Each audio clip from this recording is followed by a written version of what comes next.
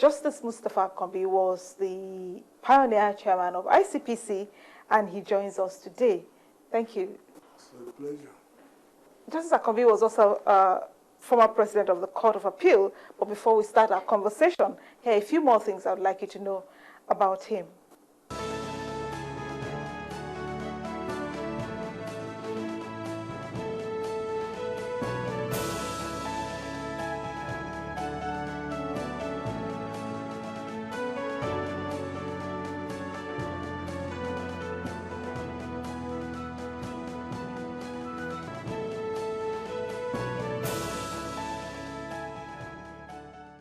You once publicly questioned why the government had to set up the ICPC and appoint competent people like yourself to run it, only to frustrate it for what you said was performing by starving it of funds.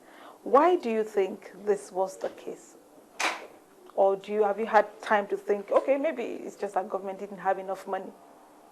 Well, I wouldn't know what government had in its purse. But for all I know is that you can't run an anti-corruption body without being properly funded or adequately funded.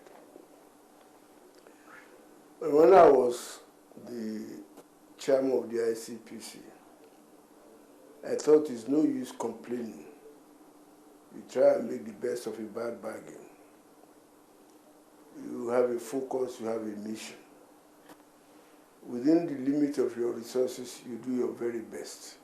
When you have done your best, well, you get satisfied that as much as possible, you have done everything that you could to justify the confidence reposed in you as somebody capable of taking up the gauntlet and fighting to ensure that Nigeria is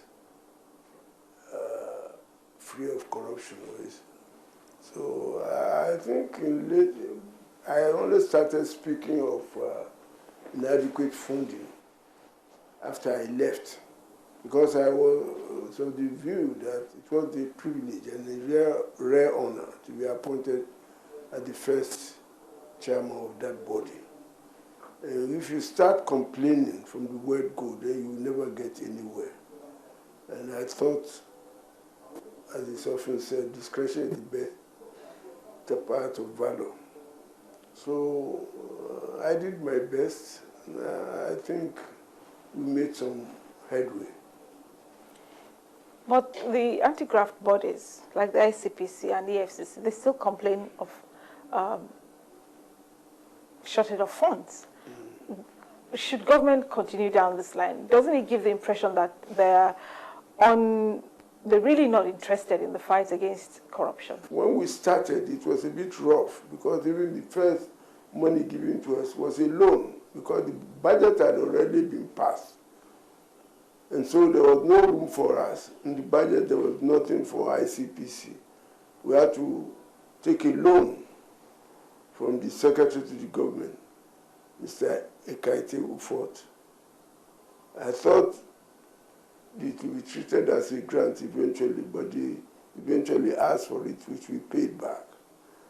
So I think I complained, but within the limits, I think we delivered. The only thing I see, those who came after me, I believe Justice Ayola was the man who succeeded me.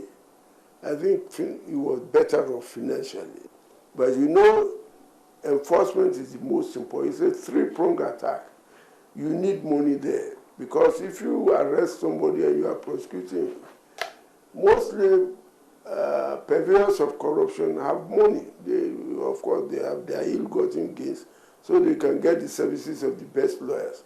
In fact, when the constitutionality of this commission was challenged, so when the court took these two gentlemen as amicus curiae, a friend of the court, to argue about this legality, I pleaded with the Chief Justice of Nigeria, the Honorable Justice West, to also allow Chief Afe Babalola to be in. If Babalola had said that, well, I can't go and do a free service, we would be at a disadvantage. especially at a time when most of the judges, some of them, once they see an SAN, they tend to tilt in their favor. So we had to. It isn't that we haven't got lawyers who are good within our set of people like Mrs. Fatunde Onogu. In fact, one of the boys is now a judge in Oyo State, Taiwo. And they were all doing their best. But you need to deploy your experiences and your resources to be able to match what the corruptee, the purveyor of corruption can do in terms of paying the fees. Well, once I spoke about, I said something and Chief Williams was not happy. He spoke to the CGN and I said I had no apology. He's taking up the case. I'm not quarreling with him. But I think sometimes one has to look at what we're fighting for. We wanted a clean country. We wanted a society which is free of corruption.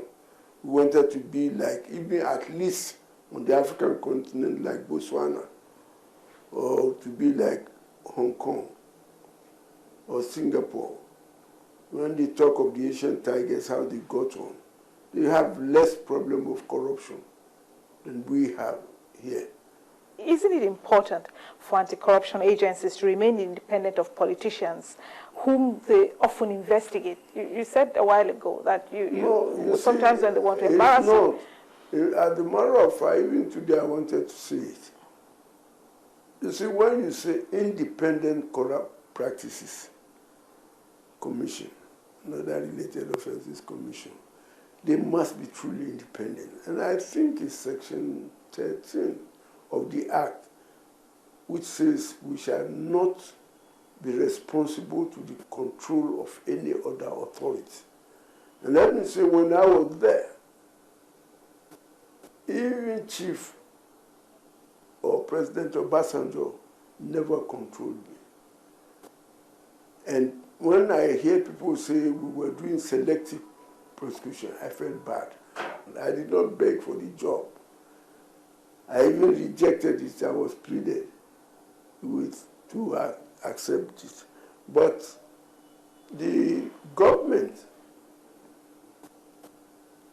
in terms of going cap in hand to beg or influence it, you know, after I left, the Attorney General, the President Attorney General, was saying that the anti-corruption body should report cases to them. In my time it was no. Because the day he says so, I will leave the job. Because at that time, Bolage was the first Attorney General when I was there. Bolage knew me well. I was a judge in Ibadan. He knew my attitude on the bench. He never interfered with me. We had Agabi. The same is true. I don't report. I don't ask for anything. Then we had, after Olujimi, he also knew me right from Ibadan. The only thing is that if we are doing a case and the judge is playing hanky-panky and there's a way of withdrawing the case and refiling it, then I don't have the power to enter nulli prosequi. I have to get the Attorney General to enter it.